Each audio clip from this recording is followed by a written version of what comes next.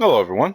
Devoured here, and I just wanted to make a bit of a video about Simon and about how to beat Simon, or at the very least, what I did with Simon, and some tips and tricks that you might try to employ yourself, so that you might have a better go of it if you're kind of stuck, like how I was. Been fighting this guy for probably about the better part of a week, off and on, when I wasn't already like at work or anything, but.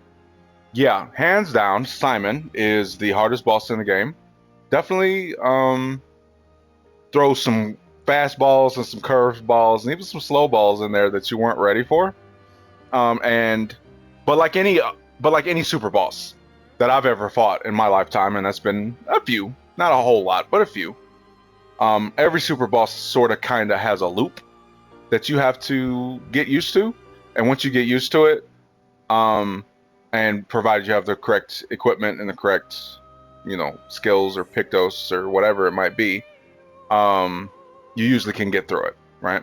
So I kind of just wanted to give you an overview, quick summary of the things that I had equipped on my characters, and that might give you some insight into some things that maybe you should have on your characters.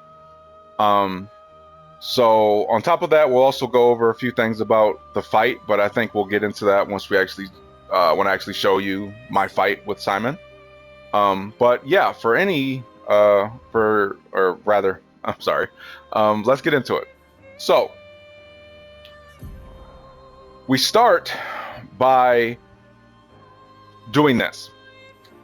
Simon is a boss where shields are not helpful to you, and healing is not helpful to you. So, because of that, this is a fight where you have to be comfortable at 1 HP. And the only way to be comfortable at 1 HP is if you understand his movesets. They change from phase 1 to phase 2 into phase 3 if he gets that far. But provided you are using the correct Lumina and the correct Pictos, you should probably never have to see phase 3, but if you do, we have contingency set in place for that. So all this stuff here is not necessarily super important, but it is kind of just the tool set that I used for the specific character. So like for instance, with Lune is probably my weakest character, despite her being level 88. But that does not mean that she's a weak character. So we used Hell, very high fire damage that applies 5 burn per hit to all enemies, and it hits twice. And if you have a Ice, Earth, and Light Stain, it will do even more damage. This is good because no matter what, you're guaranteed to have at least 10 burn on Simon. Because the idea here is that you don't want to stick around any longer than you have to stick around. So any kind of auxiliary damage that you can be doing to this boss helps. In this case, burn. So we had Hell put on there. And there are ways to have that set up to where you can always make sure that you have... if you do it correctly, you could cast that every turn. At least, even if you have Cheater on, you can at least cast that on one of your turns. Every time your turn comes around. So that's good. We also had Crippling Tsunami because and only because it applies slow. As you'll see in the Lumina, we have equipped her with the Greater Slow Lumina, which helps to prevent him from getting 2 turns in a row. You definitely don't want this guy to have 2 turns in a row, because if he attacks you in phase 2 with, let's say, attacks you at light speed, and you mess up on one of the parts that are kind of slower, where he kind of charges a little bit, and then he goes, and you die, well, because he's got that next turn, that character who's dead is automatically gone. There's no ifs, ands, or buts about it. Unless you have second chance on, or it's Verso with his level 3 gradient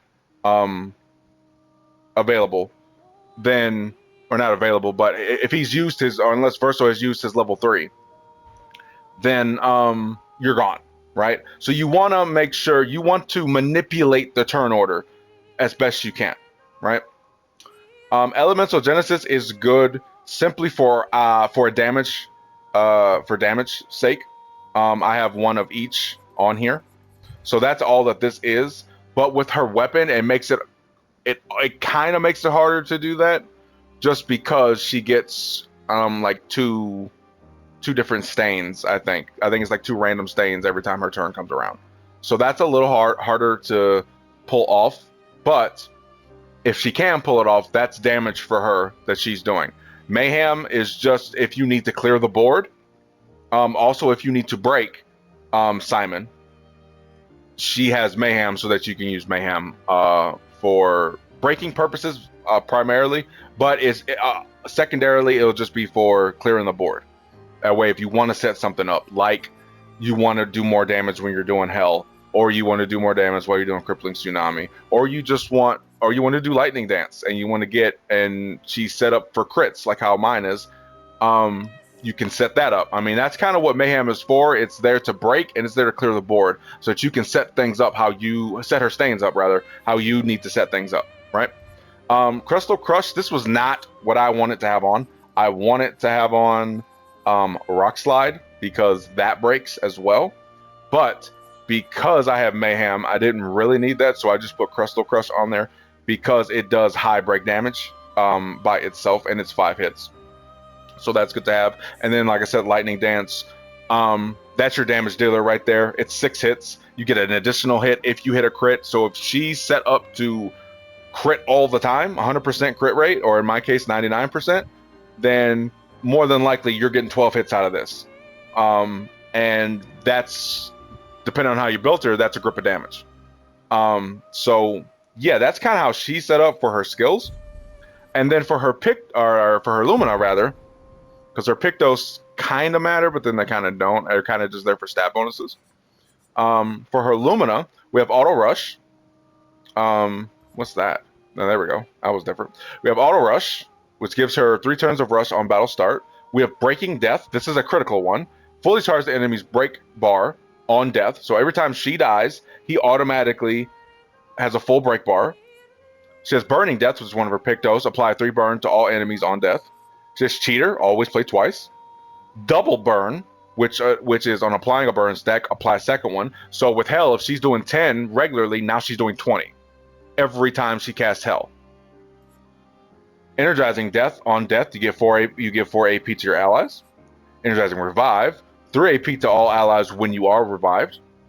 Energizing Stun, 1 AP on hitting a stun target with a skill. Energizing Turn, plus 1 AP on turn start. Fueling Break, breaking a target doubles the burn amount, so that's kind of where that comes from. You not only get your double burn here, but if you want to stack that as high as you can possibly stack it before you break him, and then when you break him, whatever that's at, 30, 40, 50, whatever, it doubles it. And this is just more damage, right? This is just more damage that this guy's got to deal with, and he can't do anything about, putting you in an advantage. So, Fueling Break, Greater Slow, a plus 15% to slow speed reduction. This is what's going to help you. Regular slow might not cut it. Actually, to be more specific, it does not cut it. It will maybe help a little bit with the speed, but not enough, right? You're going to want to have Greater Slow in here. That way you're certain that you're going to be able to take one of those turns off. So it's almost like in Final Fantasy. You had Silence Attack, Dark Attack, Venom Attack, and then you had Dark Buster, Silence Buster, Venom Buster. The attacks just gave you a chance at afflicting that specific status ailment. But a Buster was like a guarantee. It was a shorter duration, but it was a guarantee that you inflicted Dark, Silence, Venom, whatever it might have been. Same idea is similar to this, right? With regular slow, you have a chance that it will knock one of those turns out because it's a lower percentage. But when you add the Greater Slow on there, you don't guarantee, but you increase the chance that he will have one of those extra turns taken off. So that way he's not getting 2-3 turns in a row, because you don't ever want that to happen.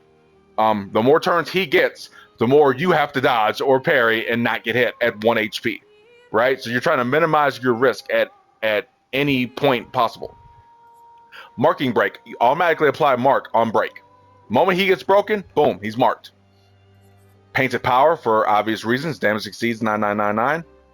Revive paradox, another big one.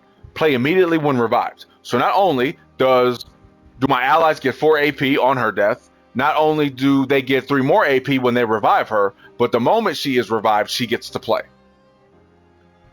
Not manufacturing, manipulating that turn order, like how we want to do. We do not want to give this guy as many turns as he wants. We want to cut this guy down at the core, by the roots, and we don't want to give him a turn more than he's earned, right?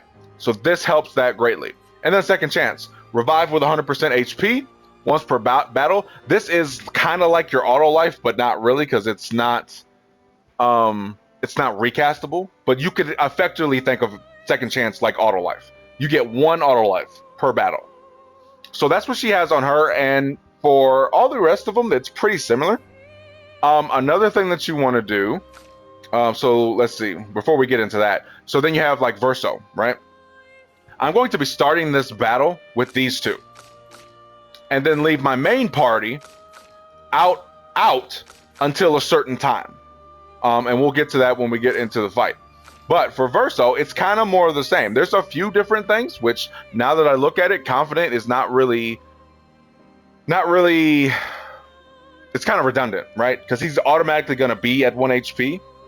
So 50% of 1 HP doesn't mean anything, and he can't be healed on top of that. So this kind of doesn't mean anything. I use this mainly just for the stat bonuses. I'm not looking to take 50% less damages because it's not going to matter, right? But Verso is a little different, but mostly the same, right? So he's got auto powerful, auto rush, breaking death, cheater, confident because of the stat bonus, energizing death, energizing revive, energizing turn. He's got that on the Picto, so that frees up 20 points for him. And then he puts energy master on, which every AP gain that I get is increased by 1, which is very good if you're trying to start your turn with as much AP as possible. This is another 40, but depending on who has it, because I don't think everybody doesn't need Energy Master. I think, if I'm being honest, the only people that should have Energy Master would be the damage dealers, the cats that are going to go in there and do the very most damage every single turn. That way, they get the most. I mean, they would have the most advantage out of that, right? So you definitely should only only put that on like your damage dealers, right? Marking break, apply mark on break, painted power, revive paradox, second chance, shortcut, immediately play when falling below 30% health once per battle. So that's another turn that you get to take that you otherwise would not have gotten to take. And then stun boost, 30% increased damage to stun targets. We want to stun this guy. Not only do we want to stun this guy, we want to use something like Endbringer and reapply his stun. We don't want this cat to do anything. Nothing at all. Like, he might be able to do his little tertiary things where he like takes shields or takes health or something like that. But outside of that, we don't want this guy to do any kind of combos towards us, have any reason to remove the dead from the canvas, any of that kind of stuff. So if we could reapply stun at any point during the fight, we want to take measures to be able to have the AP to be able to do that, and to be at the perfection level needed to be able to do that, right? So that's his stuff. And so we're going to start the fight out with these 2, Lune and Verso. And so the idea here is to get them through phase 1, because that should be a cakewalk at this point. And then in phase 2, we want them to hold on until about 30%, until he has about 30% of his health remaining. Because then at that point, what's supposed to happen is that he removes the expedition from the canvas, whether they're alive or dead. And then you have your main party come in, and you have them finish the fight off. Now that's not how it worked for us, for me specifically. But if that does happen to you, you should probably not go in with your main party first, because eventually he's going to wipe them from the canvas. And then you're left with these reserves that, if you have just been focused on 3 specific characters the entire time, you haven't been paying attention to. They probably don't have as many Lumina points. They probably aren't as strong. They probably aren't as leveled as your main party is. They're weaker by definition. So start with the weaker cats and get as far as you can get with them. And then if you reach 30% health and he removes them, okay, no harm, no foul, because they weren't your strongest characters. Now your strongest guys come in. They finished off that extra 30%, right? And then for our main damage dealers, so we have Mael here, who is has more Lumina points. I just added some more, so that's why. But before I added more new Lumina points to her, she didn't have 17. She was at 0. But for Mael, it's a little different. Because she's a main damage dealer, she's going to need more things. And she's going to benefit more from not just being offensive, but from being defensive, right? So, at Death's Door, deal 50% more damage if your health is below 10%. We will always be at under 10% health. So this is 50% more damage. Auto Powerful, Auto Rush, Breaking Death, Cheater, Dodger, 1 AP on Perfect Dodge. Some of his moves are just not going to be parryable. And I don't mean like they're impossible to parry. I mean that it's just not feasible for you to try to parry these things unless you are just, I don't know, unless you're just really into parrying and you just want to have the bragging rights that you parried him when he attacked you at light speed. Kudos to you. But for the rest of us that are just trying to get past the fight, Dodger's the way to go. An additional AP for on Perfect Dodge once per turn. Double burn on her as well. So whenever she does apply a burn, she applies the second one. So it's 2 for 1. Empowering Dodge is a good one. 5% increased damage for each consecutive successful dodge. Can stack up to 10 times. So if you are able to dodge all the hits when he attacks you at light speed, well, that's like 9 hits, right? That's like a 9-hit move, I think. So that's an automatic 45% for that next turn that you've gotten, right? So you just want to have that for her on top of the incredible attack power she's already got. This is just adding on to that more.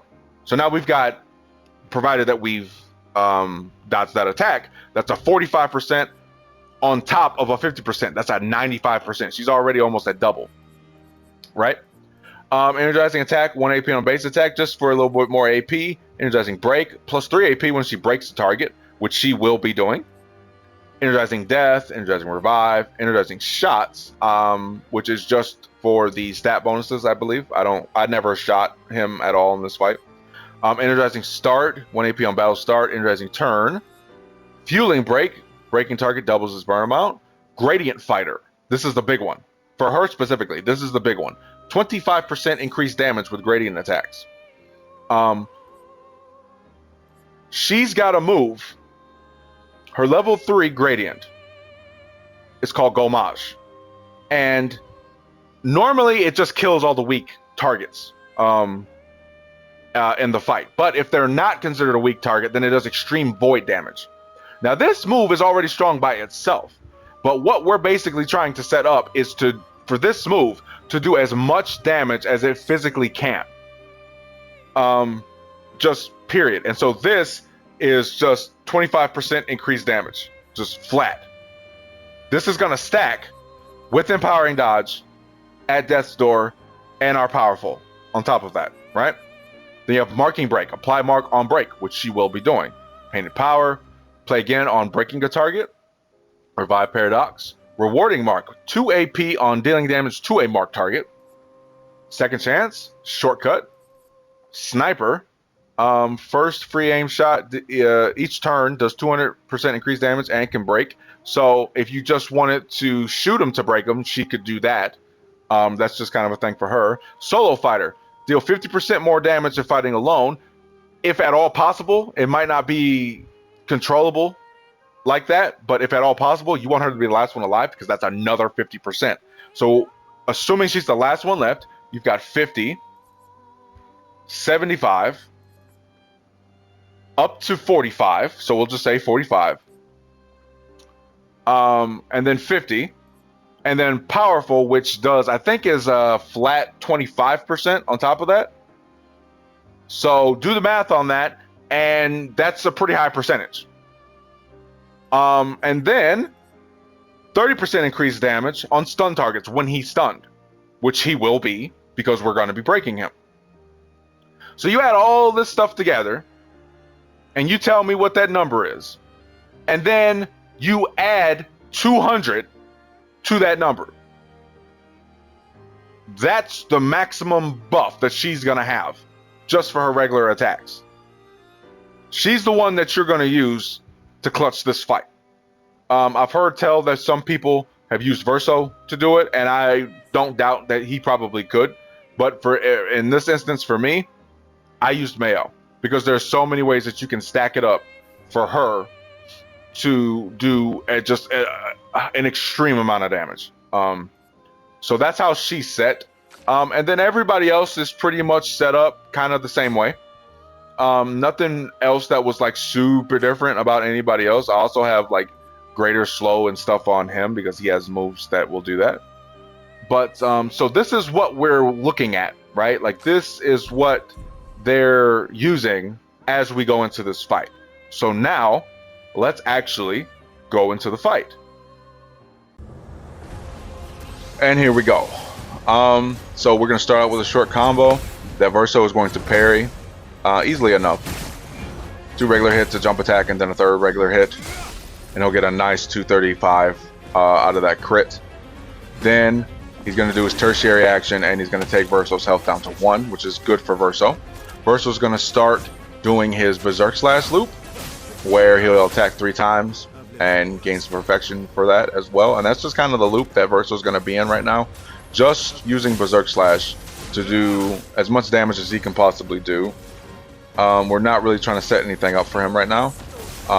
But Lune, on the other hand, is going to start setting up slow. So she uses Crippling Tsunami to get that greater slow in to manipulate that turn order, and then ends her turn with just a regular attack for a little more AP. Verso coming in and doing his Berserk Slash again, gets 3 crits that time.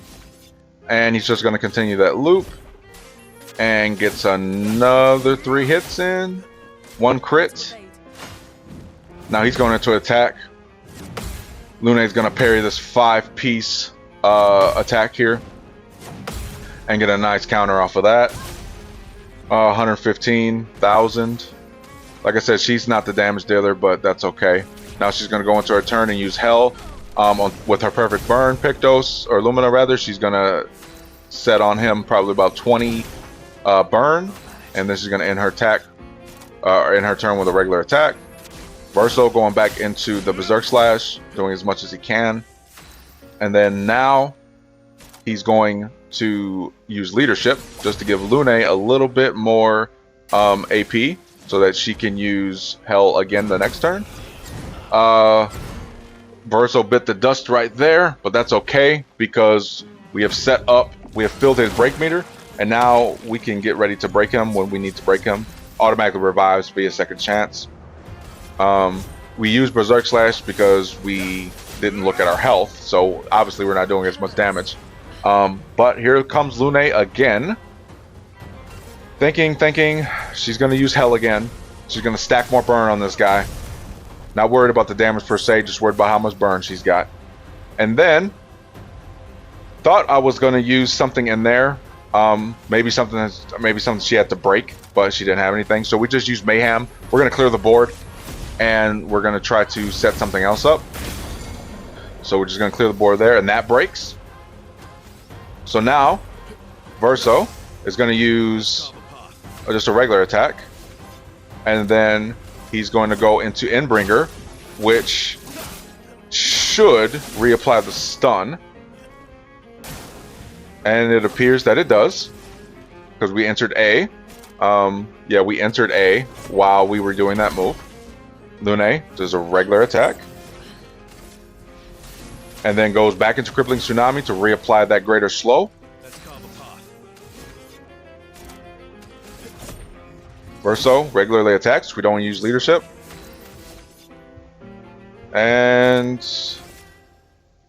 We're going to do speed burst this time just to do some kind of damage to him. Our health is still high, so we can't use Berserk Slash how we want to. But Simon, while still stunned, takes the health away from Verso. Now we can use our Berserk Slash.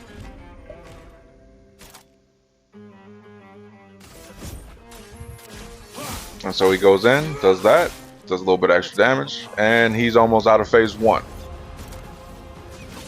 Another leadership, give Lune a little bit more AP. And now she's going to use Lightning Dance just to try to finish out the fight if she was able to. She gets pretty close. And then just use Mayhem to try to do a little more damage, but even that, still not enough. Only 3 stains, and they don't do nearly enough damage. But Simon does die from the burn. So, that is phase 1. And so with phase 2, things are going to be a little bit different. Our loop is going to look a little different, but not too much different, right? We're still going to be trying to do the things that we were trying to do. Simon immediately starts and attacks at light speed. This is 9 hits, I believe. 4, 5, 6, 7, 8, 9, 10 hits. 10 hits. So that's how you can get your 45 or 50% from your consecutive dodge Lumina that you have. But Verso gonna go back into Berserk Slash, doing as much damage as he can possibly do.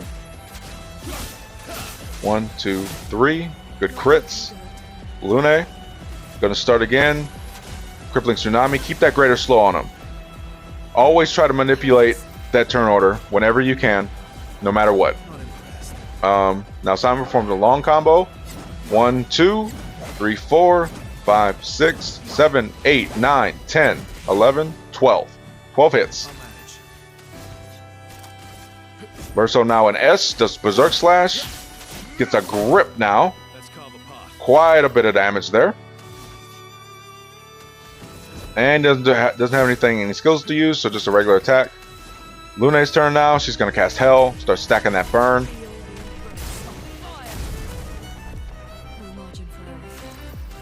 And she gets to play again. She doesn't have much, but we do have Mayhem. We're not going to use Mayhem. We're just going to regularly attack, get some extra AP. Now Simon does a powerful combo. That's 1, 2, 3, 4, 5, 6, and Verso bit the dust on the 5th hit. But because we're in technically a new battle, he gets a second chance back. So he's going to get back up. He can't use Berserk Slash. He has too much health. He has full health. So I think we're just going to use Leadership. No, we're not going to use Leadership. Let's see. We're probably going to go with Speed Burst. Yep, just trying to do as much damage as we can possibly do. Take advantage of that increased damage being at C perfection. And now 1, 2, 3, 4. Jump. 1, 2. And so you got 6 hits and a jump. Nice crit from Verso. Simon is ready to be stunned. We got A for A. We got an A rank, so we could use A Endbringer, which we do. That doesn't stun him, but it does do some decent damage to him. We probably should have waited until he was stunned, but we didn't. So use Leadership. Go back down to A because we want to be able to break him. And then use it so we can reapply the stun. But for now, with Lune, we'll just cast Hell again, stack some more burn on top of him. Lune gets her turn again. And we're going to use Mayhem, clear the board, and we're also going to break him.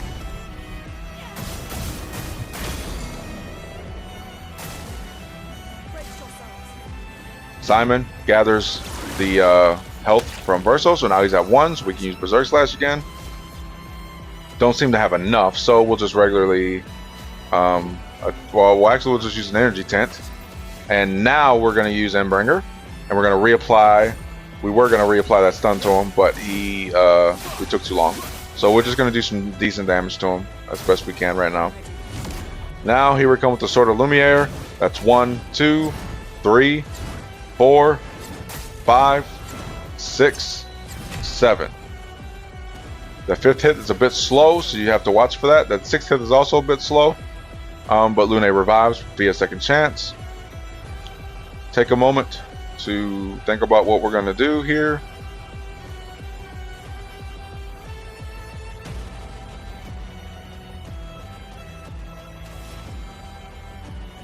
And we're gonna go back into Crippling Tsunami. Reapply that Greater Slow on him. Still at A with Verso.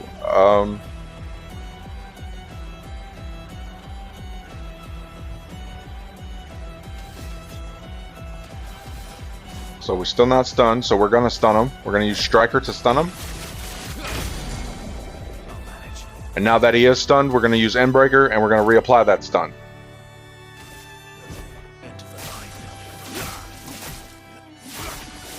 Massive damage here. Massive damage here. Okay, Simon burns. He's stunned. He still gets his tertiary attack for some reason, so he takes it from Lune. She cannot have more than 1 HP. Nobody can. Then, for Lune, trying to see what we can do here.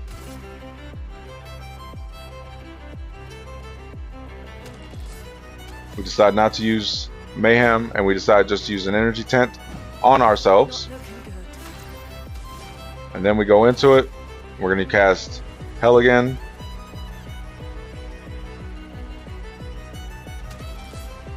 Oh. Yep, we're casting Hell again. We're thinking. Massive damage there because of the stains that she had. Gonna use another tent on Verso to give him some more AP. And then we're gonna do Endbringer again. Not as much damage this time. Still a decent amount when we get our crits. But we've reapplied the stun yet again. Okay, now we're thinking what we're gonna do next. Cast Leadership, give Lune some more AP, go back down to A. And we'll just, let's see, we'll just use another tent to give ourselves some more AP for our next turn. Lune set at 9 AP, and now we're debating on whether or not to use Hell again. Yes, we use Hell again. Stack some more burn on top of this guy, because we just want as much burn as we can possibly get on him. Lune plays again. And this time she uses Crippling Tsunami. Give him some more, reset the counter on the Greater Slow. Then with Verso,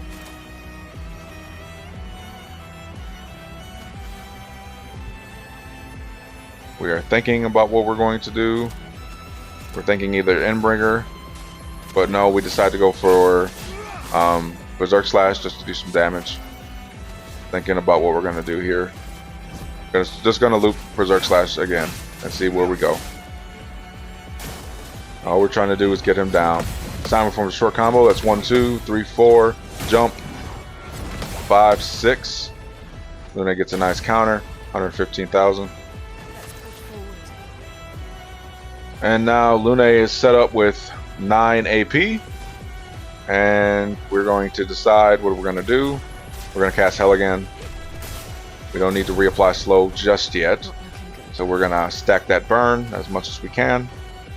And now we're going to try something a little different. We're considering whether or not I'm going to use Skybreak just to see how much damage it does.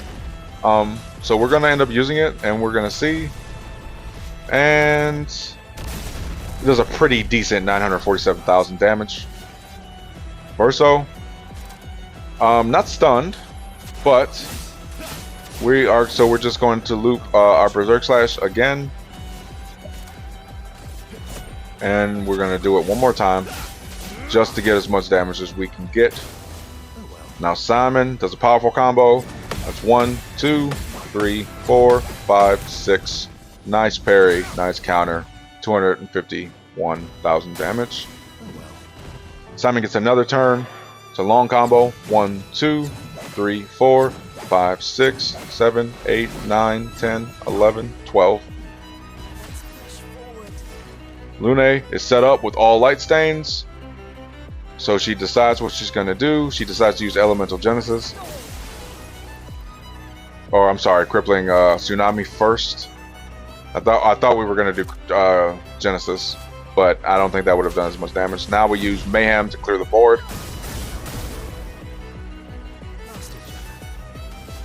Verso with S Perfection. We're going to queue up for Steel Strike. Gets another turn. Doom doom. Perfect, perfect. And he does a nice 1.1 million damage. Simon attacking at light speed. 1, 2, 3, 4, 5, 6, 7, 8, 9, 10. And we bit the dust there. So normally that would be where it ends, but we have a reserve team. This is our main party. So we're deciding, you know what? Let's let the pros play, right? So now we've got Mael, Minoko, and CL in there. First thing we're gonna do is we are going to use Revenge, and we're gonna break him. We're gonna put him in that position. Now he's broken and he's marked on top of that. And we're going to use Phantom Strike just to get a little bit more on that gradient charge meter, because we want that to be a 3 for Mael. We want her to be able to use Gommage, but we want to set Gommage up first. So anything that we can do to build that gauge as fast as we can is what we need to do. So with him, he's going to use the Bonk, and he's going to fill that gauge by 20%. And then he immediately goes into Agile, which is good for us because we're going to use Bonk again. Another 20%. So now we're 2/5 of the way there. CL is going to start by using... What did she use? I think she just used... let's see here. Thinking about what we're going to use here. Thinking. We decide to cast Doom on him. So that's powerless, defenseless, and slow. So we're just going to completely debuff him. That's also part of the setup that we're going to do. And then we're going to use Spectral Sweep.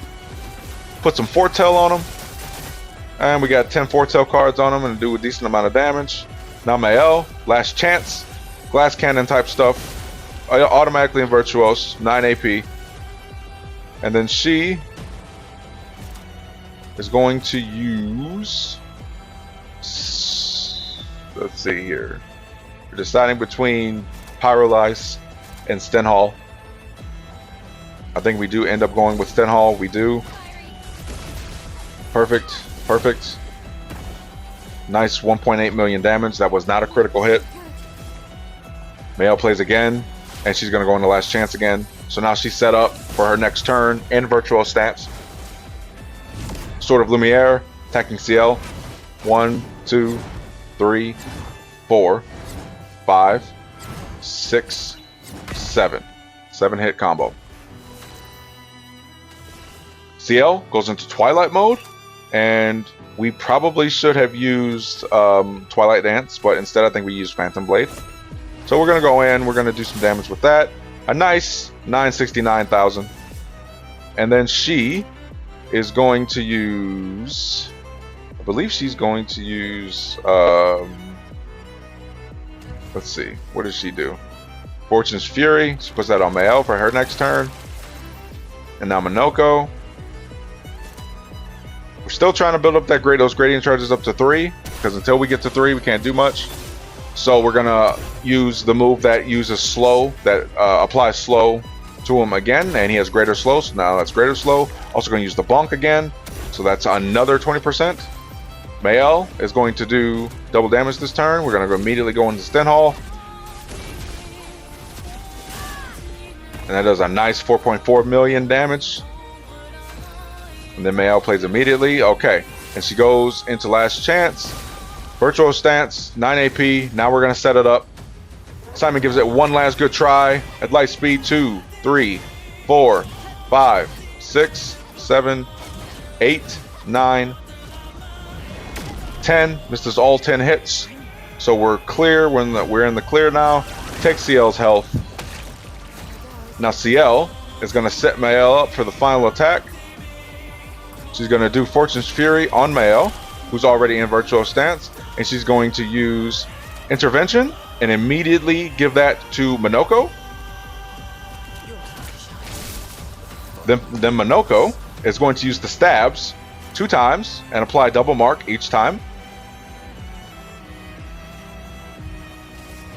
So definitely wanted to put that on him first, but then I was thinking, well, maybe I should do the bonk again to set him up for the break, but was not too sure I was going to be able to get the break. So I just decided, you know what, we're going to do the stabs again, just to make sure that when she hits him with Gommage, he's going to have mark on him. So hit him again. Now he's double marked. And then here comes Mael with all her buffs, her 200% damage dealt, her double damage this turn, and she uses Gomage. Perfect. And he's dead. And that's the fight, ladies and gentlemen.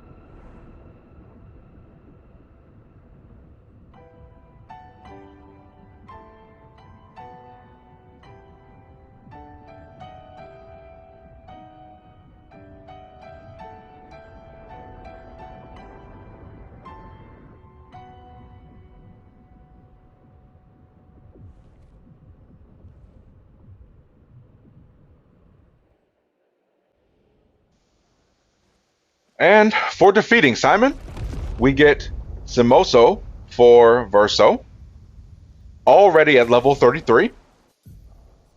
And what this weapon does is it gives you the big thing about it is at level 20 you cannot die if you're at rank A. It gives you 20% chance to apply burn at dealing light damage, and it is an ethereal sword that deals light damage on any damage dealt with skills. So that is a very good weapon for him to have. You also get 50 Color of Lumina, and you get 2 perfect Chroma Catalysts. And that's that. That is the Simon fight. So basically the main things to take away here is that when you start the fight, you definitely want to have second chance on, Revive Paradox, and Breaking Death on. These are the 3 main Pictos that you want to have used. They just make the fight so much simpler. And as you saw, because you can break him anytime that people die, anytime that anyone dies, then that means that you always have a chance to break him, and you always have a chance, at least with Verso, to reapply that stun when you need it. So it's about using those 3. It's about manipulating the turn order specifically. I thought initially that maybe there was some healing in there somewhere. Like maybe there was some way that you could use healing in there, but at the end of the day, it really doesn't matter. Whether you heal or you don't heal, he will always take that chance to reduce you down to 1 HP. Let's just, thank God that he doesn't get that health. I mean, it wouldn't be very much health, especially for him. The guy's got like millions and millions of health, but any healing that he would do to himself is a disadvantage to you altogether. Also, shields are just not viable in this fight at all. The more that you try to apply shields, the more that he just continues to take your shields, and that just prolongs the fight even further. So don't use shields. Don't use any Pictos or Lumina that have anything to do with shields for this fight. It is a waste of time. It prolongs the fight, and it is just a severe disadvantage for you, right? But other than that, I've been having just so much fun with this game. But now that the hardest thing in the game to do is done, I'm probably going to go for the plat, honestly. I'm probably just going to go through, because everything else that there is left for me to do from a trophy standpoint is not super difficult at all. It's just a matter of time at this point. So, yeah. With all that being said, I hope you learned something. I hope this was informative. I hope you enjoyed this. And hey, if you like stuff like this, more informative tutorial-based videos or just mechanic-based videos where I kind of try to set things up and explain it, then or over-explain it in my case, let me know in the comments. I'm really just trying to find out what it is that I do want to upload. I found that Let's Plays just kind of aren't my thing. It kind of puts me in a position where I'm forced to play games when I don't necessarily want to play it.